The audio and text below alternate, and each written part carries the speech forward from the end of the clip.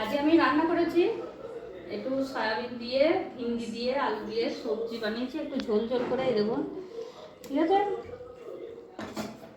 আর এখানে আমি আর একটা লাউয়ের সবজি বানিয়েছি, একটা লাউয়ের সবজি হয়েছে। আর এটা বেগুন ভেজেছি কারণ হচ্ছে সব থেকে মজার জিনিস হচ্ছে এটা যে আমরা পেয়েছি নিম পাতা। বাবরে, অনেকদিন পর নিম পাতা পাওয়া গেল প্রথম, তাই একবারে যেটাই পেয়েছি ভেজে এর মধ্যে একদম ডিব্বার মধ্যে ভরে রেখে দিয়েছি। এখন থাকবে, আজকে এটা খতম হবে না, দুদিন খাওয়া যাবে। পরের দিনও ধরুন বেগুন ভেজে তোমার শুধু বেগুনটা ভাজলেই হয়ে যাবে। নিম পাতা ভেজে ডিব্বার মধ্যে ভরে রাখলাম, বেগুন ভাজলাম, খাওয়া হয়ে গেল। আমার ছেলের মুখটা এবারে বেজার করে রেখেছে, দেখায়। নিম পাতা ভাজা বললেই ওর বিরক্ত লাগে।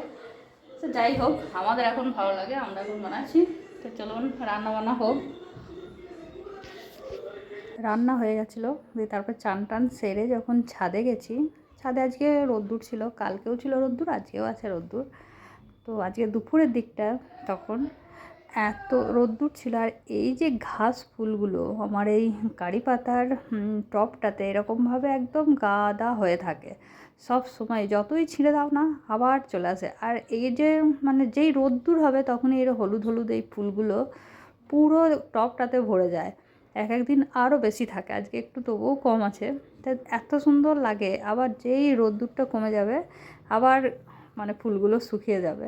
রোদ্দুর থাকলেই মানে এটা মানে ফুলটা ফোটে, এত সুন্দর লাগে গাছের নিচেটা। আবার এই দিকেও একটা আমার ফুল গাছ আছে, এখানেও পাতা বেশি, ফুলটা কম আছে, একটু ভিতরে ভিতরে ফুলগুলো।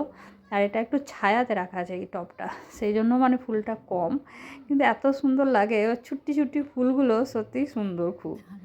তারপরে আবার বিকেলের দিকে এটা মানে খেয়ে দেওয়ার বিকেলের দিকে আমি সবাই মিলে একটু গেছিলাম ওই বাড়িতে। ওই বাড়ির ভিতরে এত পায়রা আসে সেটা আর বলার কথা নয়। সামাইনকেই মানে আজকে মিস্ত্রি ছিল না, তো সেই জন্য আমরা এমনিই গেছিলাম ঘুরতে। একবার ওই দিকে গেলে বিকেলের দিকে একবার করে যাওয়া হয়।